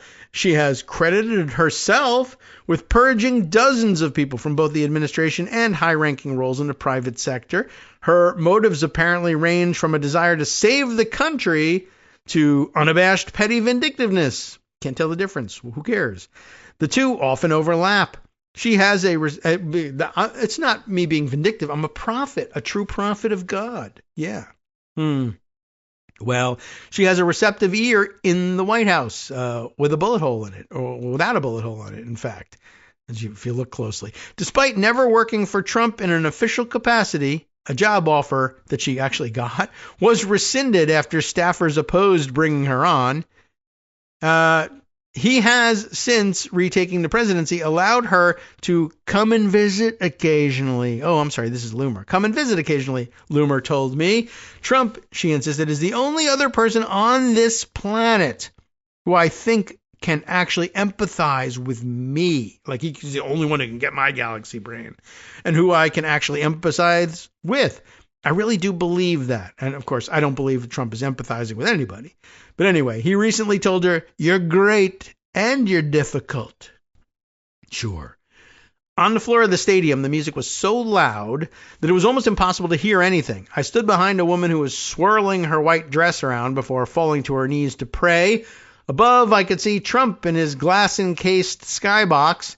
2 planes full of administration officials, practically the entire cabinet, had come from Washington for the funeral, as had a cross-section, no pun intended, of the wider MAGA universe, from Tucker Carlson to the guy who shows up at rallies dressed as the border wall. All right? Near the stage, where VIP guests were filtering through the crowd to take their seats in a roped-off section, a woman on a motorized scooter backed up to hug Loomer and congratulate her on her work. 2 teenagers in Trump hats asked her for selfies. I love when you drop the teasers and it's like, I'm going to kill you later, one said. Loomer will often post a red siren emoji with a directive to keep watching her account for a bombshell reveal. Jacob Wells, the founder of Give, Send, Go, an online fundraising platform that Loomer has used to solicit donations for her lawfare fund, came up to shake her hand. Why is there a Give, Send, Go? Because of all the times that Loomer and others like her have been banned from GoFundMe. Sean Curran, the current director of the Secret Service, approached the VIP area, flanked by a coterie of other agents. Loomer recognized him immediately. Curran had jumped on Trump during the attempted assassination in Butler, Pennsylvania. Oh my God, that's the hero that saved President Trump, Loomer said. She went up to say hello. They too hugged and took a photo together. He was on the job, but what the hell, who cares, right? I'd love to talk to you sometime, Curran said. I'll give you my contact. He pressed a Secret Service commemorative coin into her palm. Loomer has described her work by quoting Plato. Sure, why not? And the quote, I guess, is, "No one is more hated than he who speaks the truth." Well, maybe other people who lie all the time, they might be more hated, I think. At the memorial, at least in some corners, she was being received with reverence. People who are entrusted with the life of the president value the work that I'm doing, she told me. And you heard the Secret Service guy. She radiated a sense of weariness at this grand task of being Trump's protector and soothsayer, that this all fell to her. Why is it that I'm the only one that has to identify people who are actively working against him? One afternoon in September, Mark Warner, the Democratic senator from Virginia, you know the story, was scheduled to visit the National Geospatial Intelligence Agency for a classified oversight briefing and a meeting with Vice Admiral Frank Whitworth, the agency's head. Why are the Pentagon and IC, the intelligence community, allowing for the director of an intel agency to host a rabid anti-Trump Democrat senator? Loomer posted in advance of the visit. Well, it's because he's a senator and you kind of have to. Clearly, a lot of deep state actors are being given a pass in the intel community to continue their efforts to sabotage Trump. Guess what happened? It worked. Warner's meeting was abruptly canceled. I was in disbelief. Warner, who is the ranking member of the Senate Intelligence Committee, told me, "You've got an individual that the Trump administration was reluctant to hire because she was so far out." How do you say that? That's right. Yet, seems to have unbelievable access to call the shots and then brag about it on her social media feed. Loomer told Warner to cry more, bitch. How do you like that? Loomer had started to attack Warner the previous week after he visited an ICE detention center. Members of Congress are, of course, allowed to conduct such visits, although they are frequently blocked, for oversight purposes, but many have been turned away or arrested. I don't follow Ms. Loomer's tweeting, Warner told me, but I was told that she'd gone on a screech for some time, calling me out. He wasn't sure whether to categorize her as a trolling blogger or a shadow member of the administration. When Laura Loomer tweets, Trump's cabinet jumps, he said. Some of Warner's Republican friends on the Hill had been attacked by her too, Warner went on. Who cares? She's an equal opportunity offender. I don't really care about that. Why give her credit? By then, Loomer's interference in government matters had become a regular occurrence. In early April, Mike Waltz, the then National Security Advisor, walked into the Oval Office to find Loomer sitting across from the president in the midst of a presentation that questioned the allegiances of a number of members of his National Security Council. After the meeting, Trump hugged Loomer, then promptly fired 6 members of the NSC. He also fired General Timothy Hough, H-A-U-G-H, the head of the National Security Agency and of the U.S. Cyber Command. According to Loomer, Haw, or however he pronounces his name, a 33-year veteran of the Air Force. He was close with General Mark Milley, the former chairman of the Joint Chiefs of Staff, whom Trump had appointed and then clashed with during his first term. Wendy Noble, Haw's deputy, was also fired. She was apparently connected to another Trump critic, James Clapper, Barack Obama's director of national intelligence. Loomer wanted Waltz gone too. He had been tagged as a neocon who, in her estimation, was contravening Trump's desires. She was also concerned about his judgment. His deputy, Alex Wong, was married to a career prosecutor who had worked at the Department of Justice during the Biden administration. Oh no, not that. A few weeks later, they both departed. Loomer posted, "Scalp." According to 3 people with direct knowledge of Waltz's ouster, Loomer had nothing to do with it. Oh, it wasn't working out with him, someone with close ties to the White House told me. She ends up getting the credit for it because she's the one out there talking. Okay, that could be. Weeks before, Waltz had inadvertently added Jeffrey Goldberg, the editor of The Atlantic, to a Signal chat in which members of the administration were discussing plans to bomb Yemen. Still, White House officials and operatives across Washington have no choice but to deal with her. I was on an hour-long Zoom call, which probably cost, when you think of how much everyone was getting paid, at least $50,000 to talk about what to do about Loomer, a consultant who works with the administration told me. Her screeds are routinely cited in major newspapers and footnoted in lawsuits. Her targets range from low-level government employees to the Pope. Recently, Loomer posted that an official at Customs and Border Protection was, quote, anti-Trump, pro-open borders, and pro-DEI. 3 days later, now he's fired. She described Lisa Monaco, Microsoft's new head of global affairs and Joe Biden's deputy attorney general, as a rabid Trump hater and demanded that the company's government contracts, which total billions of dollars, be revoked. "Wait till President Trump sees this," she wrote. Not long afterward, Trump called for Monaco to be fired. I don't think it's happened, but Loomer picked up the baton, tagging Satya Nadella, Microsoft's CEO. "Are you going to comply or continue to be two-faced?" she wrote. "How dare you?" Sure, why not? There's no controls on her. Loomer's influence extends beyond the realm of personnel. In August, a group of Palestinian children who had been severely injured in the war in Gaza arrived in San Francisco after the State Department issued around 200 temporary visas for medical treatment. Loomer posted a video of the children being received with flowers at the airport. "Why are any Islamic invaders coming to the U.S. under the Trump administration?" she wrote. "Who signed off on these visas? They should be fired." She tagged Marco Rubio, Secretary of State, who was with Trump on Air Force One, having just met with Vladimir Putin in Alaska to try to broker an end to the war in Ukraine. No luck there. "Look, President Trump has said he wants to crack down on Islamic terror, that he wants to crack down on Hamas," Loomer told me. "I'll tag whoever's in charge of the agency, the offending agency, and I'll say, are you going to be prepared to tell the president how this is in compliance with his agenda?" She and Rubio spoke that evening. He took a hands-on approach, Loomer told me. The next day, the administration suspended all visitor visas for anyone from Gaza. Republican lawmakers celebrated online. I'm not saying Rubio is trying to run a fast one on Trump, but obviously there's a lot of people at the State Department who shouldn't be working there, she said. Bad actors. He knuckled under to her, so he gets a pass. During Trump's first term, his agenda was frequently stymied by what MAGA acolytes consider disloyal political appointees and deep state bureaucrats. Trump 1 was a disappointment in a lot of ways, a strategist with close ties to the administration told me. People got let in that were not aligned. Everybody is super psycho afraid of being screwed over again. This time, rooting out perceived internal enemies has become an obsession. Cabinet secretaries have required staff members to take random polygraph tests. A high-level administration official told me that during one of the interviews for her position, her interlocutor opened his mouth to reveal that he had a MAGA tattoo on the underside of his lower lip. Stole that from Black Panther. It's over the top. That's to say the least. Holy mackerel. But it's the currency of the realm, the high-level official said. As the strategist put it, we've fought too hard to get here.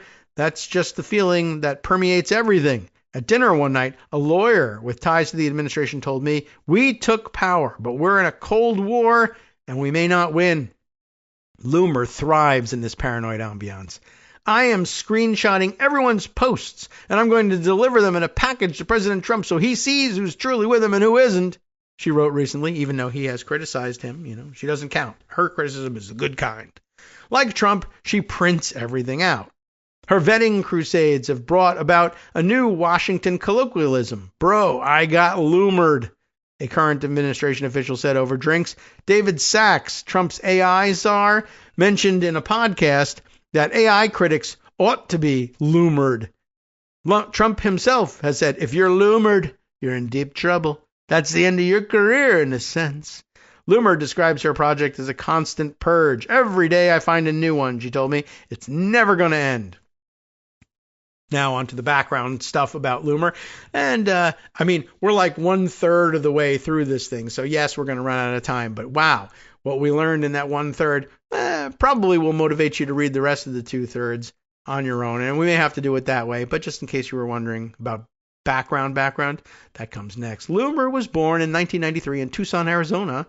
Her father worked as a rheumatologist. Her mother was a nurse. In her memoir, she actually has one, Loomered, How I Became the Most Banned Woman in the World, says she has worried about threats to the country since 9/11. What a vision, huh? When she was 8 years old, by the way, in the aftermath of the attack, she tried to see the equal value in every person, regardless of skin color or faith. I don't think so. But found that the inclusive premises she was taught in school rang false. What does she have to say about Muslims now? They don't make it easy, she wrote. Growing up, her household was generally conservative. Loomer has 2 brothers, one of whom suffers from schizophrenia, if you can believe that. And when she was 12, and she doesn't suffer from that by any means. When she was 12, her father enrolled her and her other brother in a private boarding school to keep them away from what could be a violent home environment. The school, on a ranch in the Arizona desert, was selective and remote. Ronald Reagan and James Stewart sent their children there, as a matter of fact. It had an internet curfew and almost no cell service. Fear of being cut off from the world has stayed with me my whole life, Loomer wrote. She moved across the country to attend Mount Holyoke College, a women's liberal arts college in Massachusetts, of course. It was not a good fit. Militant Marxist lesbians who, as soon as they got wind of my politics, wanted my head on a pike, she wrote. You get the idea. She transferred to Barry University, a Catholic college in Miami. It wasn't much better, as it turns out. So, much more to come in this. Have you become intrigued? I mean, we really do need to know what, if anything, makes this person tick. I don't know. Or if a person. Maybe she's an AI bot. I really don't know. From networksradio.com. You have been listening to Kagro in the Morning with David Waldman. I know it's hard when we don't get all the way through these things, but I think we had to give this one a start. Anyway, coming up next on the West Coast Cookbook and Speakeasy, Justice Putnam has his own roundup of stories, including first, Trump spiraled out of control on live television during an Oval Office press conference where he kissed Merry widow Erica Kirk and attacked Marjorie Taylor Greene for her recent comments on affordability. Boo, how dare you think about affordability.